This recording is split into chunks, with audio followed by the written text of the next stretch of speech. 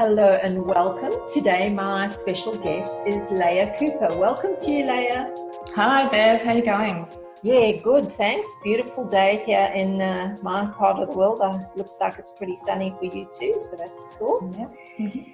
So what we want to do today is explore a topic that hasn't been explored on this podcast. And I love that you have got all this beautiful knowledge and wisdom that you're going to share with us. But before we get started on that, why don't you tell us a little bit more about you and what it is that you do right now? Okay, so I teach yoga here at my home in South Australia. I also do other work, but yoga is my passion, and I've been I started yoga over 20 years ago, so I've been practicing for quite a while. A few different styles, but there was one style that I specifically found and enjoyed the most, so I spent a lot of time studying that. I like to call myself a student of life. I really feel that life has so many opportunities for us to learn and explore and grow, so I'm constantly looking for new ways of thinking, following different people on Facebook and YouTube and hearing what they have to say, and just looking at different ways of looking at the world. And I try to, assimilate all that and then bring that into my teaching that I do with my yoga. And I'm also a macrobiotic practitioner. That's something that has gone hand in hand with the yoga that I teach. Oh, brilliant. So how would you describe your own wellbeing journey? Ooh. It's been interesting. Like I said, I started yoga about 20 odd years ago, when I was 20 actually, and I kind of stumbled across it. My parents were actually wanting to start yoga, and I was like, I'll go and have a look around where we were living and see what yoga schools there are. And I found this yoga school. I went to some classes and I told my parents about it, and then I just kept going. I just really loved it. I was young at the time, and I guess maybe that's not something young people necessarily get into, but it's all different sorts. And I was a bit of a party girl at the time, I must say. I wasn't the healthiest, eating lots of sugar, going to all-night dance parties, and, dabbling in illicit substances here and there. So it was really interesting to find something that was completely opposite to that. And it just opened my eyes to a whole new way of living and eating as well. And since that time, I've moved around a bit over the years. I went and moved to go to university, but I've always kept some form of yoga practice up over that period of time, whether it's with a different teacher or a different style. And what my original teachers taught me was a lot about how to eat. I thought I ate pretty well apart from, the sugar and things like that. But once I started the yoga classes, they started talking about macrobiotics and what that all was. And I went on this yoga retreat with these teachers. It was kind of like my 21st birthday present to myself, and it was a 7-day retreat, and it was actually a half fasting retreat. I didn't realize at the time when I signed up that it was going to be a fasting retreat. And I was like, oh, this will be great. And 7 days later I was a lot less baggage, physically, mentally, emotionally. It was like everything had sort of cleared. And on that retreat, they talked a lot about food and how food is medicine and different ways of eating. And it was all around the whole idea of the macrobiotic philosophy, yin and yang, 5 elements, and all that kind of stuff. And it really, opened up a whole new world, like I said. And I guess I never looked back. I experimented a lot. You could say I went a bit macroneurotic, which is quite common for people who start macrobiotics. They sort of get a bit neurotic about it. But after, I'll be honest, a couple of years of up and down on this seesaw, I finally found a really nice balance in my diet and in my health. However, a few years down the track, when my daughter was about 2 or 3 years old, I did have a health issue, but I was able to use macrobiotics and lifestyle and yoga to work my way out of that. And I can talk a bit about that later if you like. Fantastic, yeah. So what is a macrobiotic lifestyle? That's a really good question. So macrobiotics, if you take it from its most basic meaning, means big life. So macro, big, biotic life. So it's actually a whole philosophy about how the universe was created, how nature exists, how we exist in nature, the evolution of, humans on this planet, of course, all life on this planet, and looking at phenomena that appear naturally in our environment. And so it's basically an understanding of those principles or those ideas or concepts through the observation of them, and then applying that to your lifestyle. So I guess you could almost say that, a macrobiotic lifestyle could even be, replicated in indigenous cultures, because they live, according to the seasons, according to what's growing, the weather, the climate, all those types of things. And they've adapted to that sort of lifestyle. So I guess macrobiotics is like a modern day perspective of how we can, adapt to the conditions that we're in. So it involves things like eating seasonally, walking considerately on the planet. So, not taking too much, having reverence for life, having reverence for the environment, and observation, internal observation of yourself, as well as how the seasons change and how you adapt to those changes. And so it's a lot about self-awareness, just as much as a way of eating and looking after yourself. And given today, with the situation we have, that considerately walking on the planet, and being with the planet is just so critical. So what would some of the recommendations be from a macrobiotic lifestyle?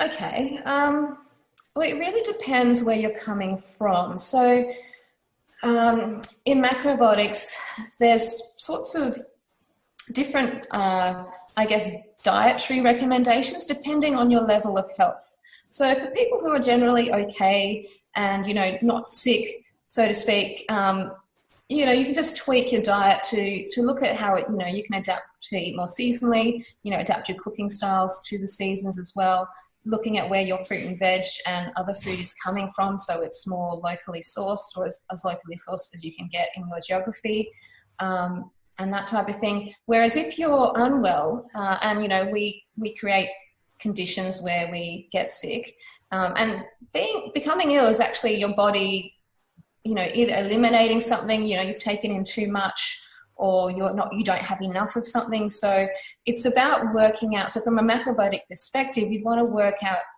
what the excess is, what the deficiency is, what's the root cause of that sickness or illness, and then use your diet to improve your condition. So in macrobiotics, we look at things from a yin and yang perspective. So there's conditions that are caused from too much yin, and there's conditions that are caused from too much yang, and then there's some conditions that are an imbalance of both of them. So, if you want to look at improving your health through a macrobiotic lifestyle and diet, then you'd want to sit down with someone who understands the philosophy and the yin and yang aspect, so that you could then work out and pinpoint where that imbalance lies, and then adjust your diet according to that. So there's a healing diet in macrobiotics, which is, I guess people would see as fairly restrictive. However, the idea is that the healing diet isn't something that you're on for long term. That's like a short, say 1 month to 3 month period, to give the body a chance to reset and become back into balance. And then once you've found that balance, your symptoms disappear or lessen, then you can start looking at adding other things in. So ideally, the macrobiotic way of eating is not about having a restrictive diet at all. The idea behind it is actually that you can eat whatever you like, but it's about that awareness of what you're eating. So, you can go and eat the donut if you want, but eat it with, awareness, look at it, chew it, taste it, feel what it does to you as you're eating it. And you might find that you can only eat half of it because you're so aware of, the sugar and the whatever else is in it, that you find you don't actually need to finish it. Whereas a lot of us, we just want to eat whatever we want without that awareness, and that's when problems arise. So, ideally macrobiotics isn't about restricting your diet, but it's actually about that awareness of eating widely from, a range of natural ingredients, obviously avoiding processed foods and the like, but listening to what your body needs and eating with awareness. Does that make sense? Yes, it does. And so you mentioned yin and yang, being yin female energy, yang more masculine energy. So that's interesting that you can apply that to, you know, the way that you eat in terms of food and how it energizes or relaxes, or it's a beautiful way to eat. And so what got me thinking as you were talking there, Leah, is, are there certain ways of eating the food? Is it mainly raw? Is it cooked? Or what is it? Yeah, so there's a variety of ways. So ideally, like I said, I talked a bit before about the seasons and how in different seasons you might use different cooking styles. So for example, in summertime, there's a lot lighter cooking style. So, more raw salads is fine. You can also have, blanched vegetable salads, those types of things, but lots of lighter cooking styles, stir fries as well, just a quick grill on the barbecue even, mainly vegetables, not so much meat in summer, of course. And then as you get into winter, autumn, winter, you're looking at more like long, slow cooking, hot pot stews, soups, those types of things with more water and salt in them. So depending on the season is how you're going to observe, the different ways you're going to eat the food and prepare the food. In macrobiotics, there is a bit of a application of pickling and fermented foods. So very small quantities, maybe every day, just a small pickle with a meal. And these are pickles that you can make at home really easily with just, slicing veggies, a bit of salt, massaging it in, let it sit for a bit, rinsing the salt off, and then maybe adding a dash of vinegar. And, you just have a little bit of that with your meal, and that's like a digestive. And there's other more long-term pickles that you can purchase, even things like sauerkraut. Like sauerkraut is your traditional German cabbage pickle, and made traditionally is actually really beneficial for your gut biota. So pickles have a fairly important role. Also, grains, of course, are a really major part of a macrobiotic diet.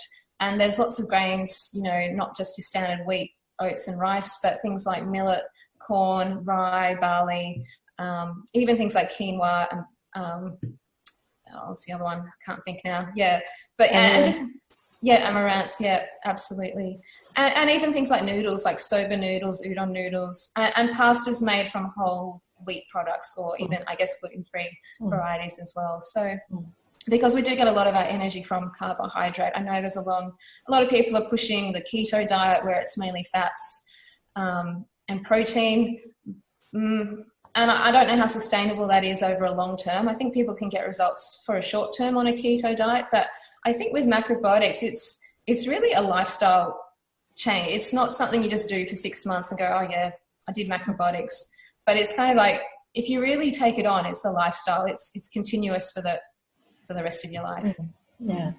And so that leads me into what are the long-term effects of the macrobiotic lifestyle on your health and well-being? Yeah, so I found it's an ever deepening cycle.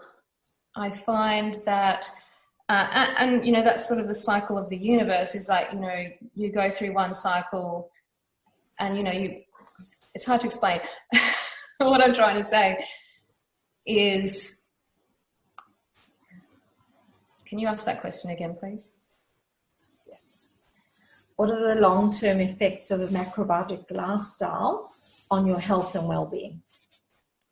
Yeah, I think for me personally, I've discovered, I guess, an ever-deepening understanding of how to live a macrobiotic life and eat a macrobiotic way. And that has given me a lot more energy to get through my life.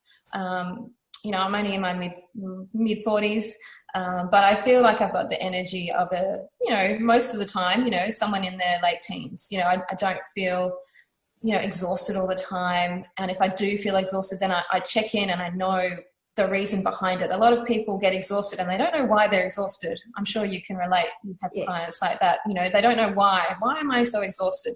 Whereas I'm so attuned and aware of what's going on in my body and what I'm putting into my body and how I'm treating my body because of this macrobiotic understanding, that I know the reason generally why I might not be feeling good on a particular day. And I can reflect on that, and then I can understand and move forward. So I find that is really helpful. And that's also been, a lot of that has also come about through the yoga that I teach and practice as well. But that has a strong correlation to the macrobiotic philosophy. Yeah, so I guess what I'm hearing is that it's a way of being and living, and that the way that you prepare your food is one of the cornerstones. It's not the only cornerstone.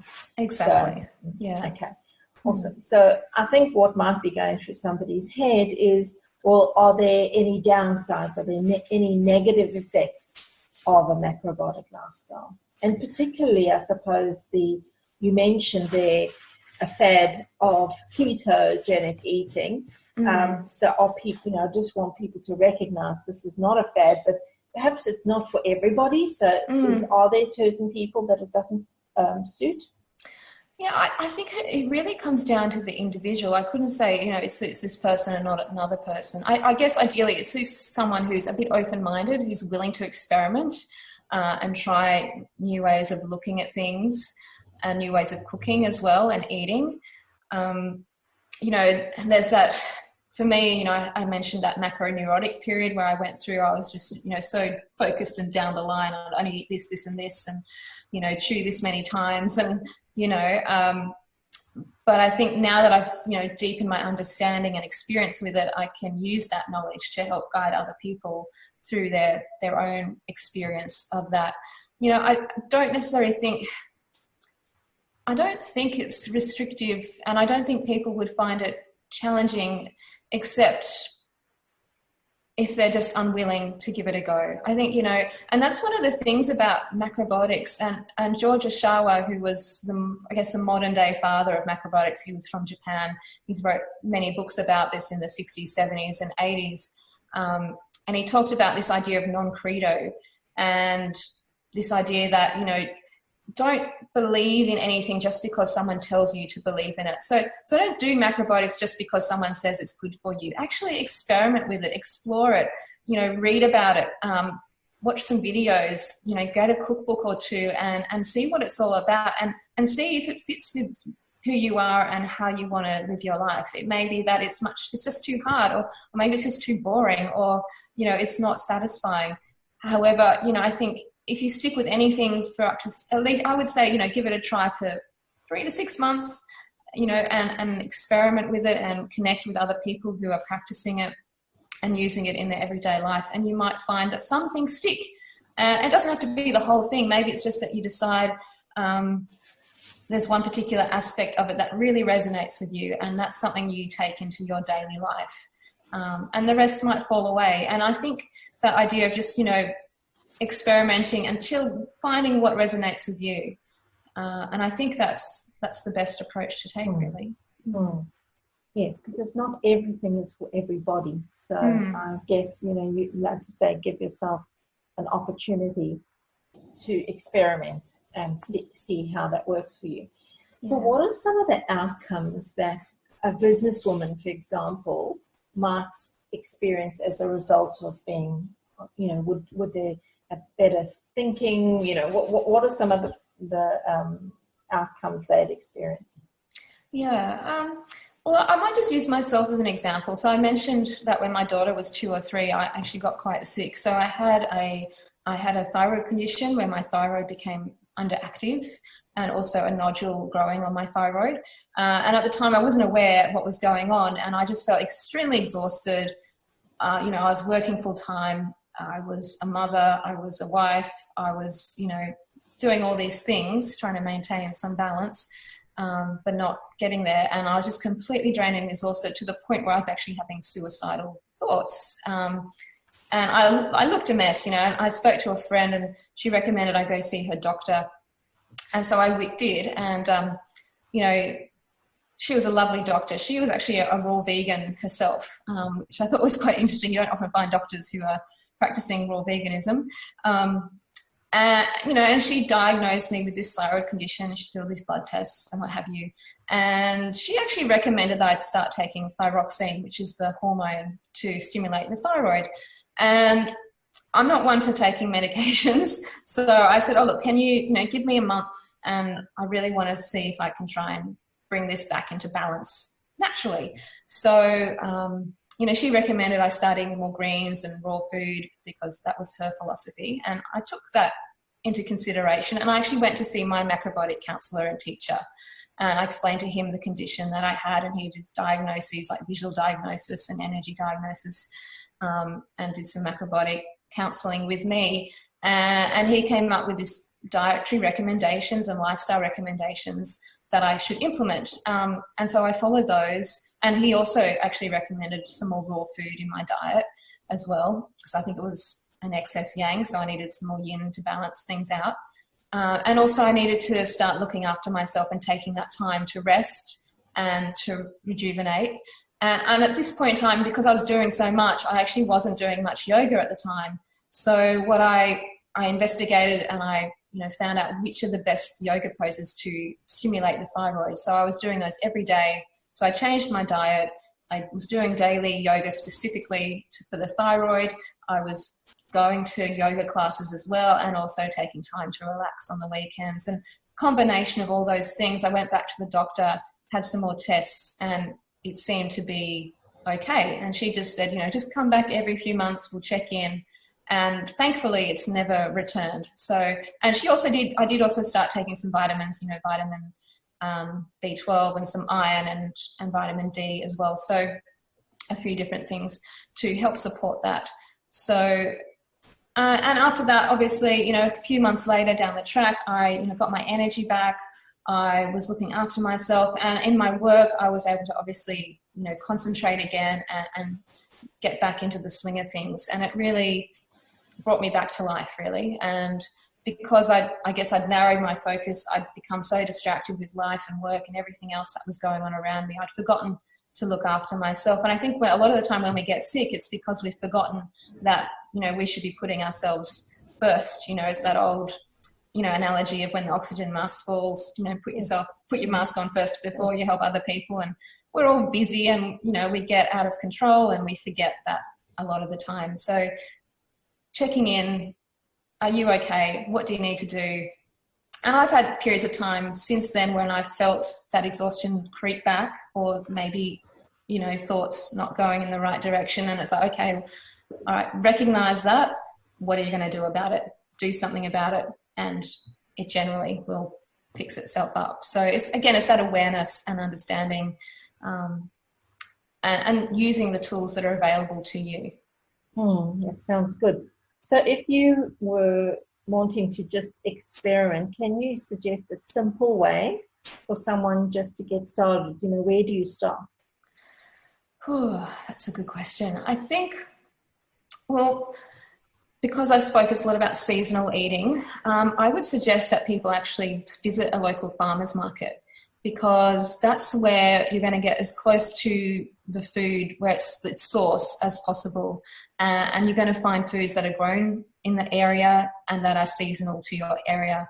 And that's really one of the key factors to the diet side, is looking at what grows in your climatic zone and starting to use those vegetables, preferably organic or, pesticide free or low toxic, and talk to the farmers, find out what's coming in season next, what's the best, what have they got that's really nice. And if you have access to a farmer's market, that's a great way to start.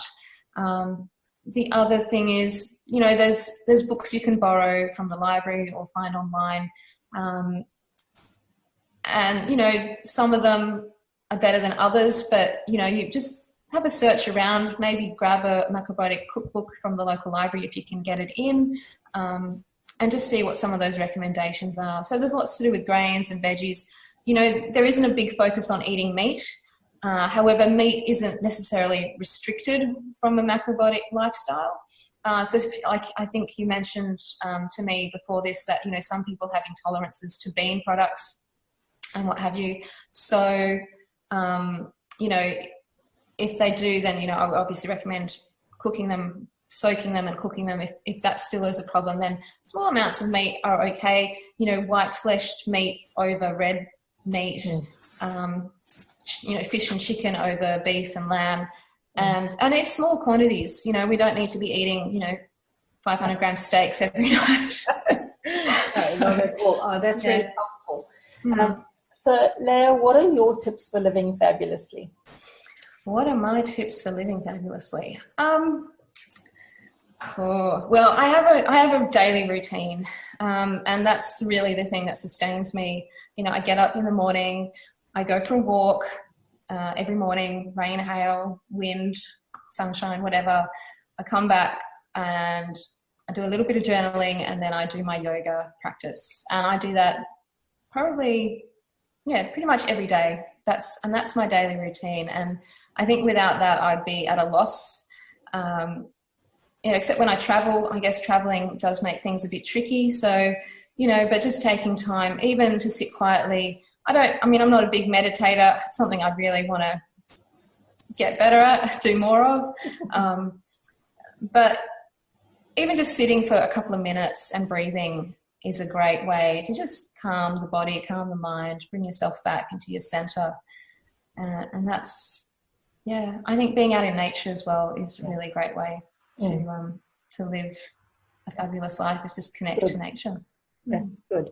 So you can find Leah Cooper at her website. It's thecenterofkey.com.au, and also on Facebook, The Center of Key. And I will be in the show notes. Don't worry about the spelling, because I got a bit taken. It's spelled K-R, not C-H-R, like I'm used to.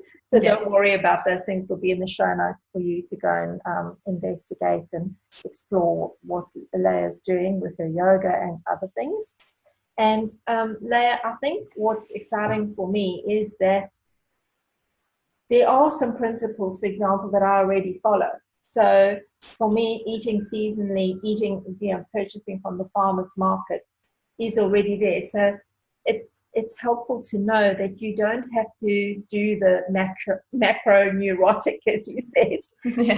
Yeah. You can start sort of where you are and just keep adding to that to allow yourself to transition. And I love that you shared that you use food as medicine to absolutely heal your body, but also you were having the other elements in there. So with your yoga and, having time to just be, in your own space.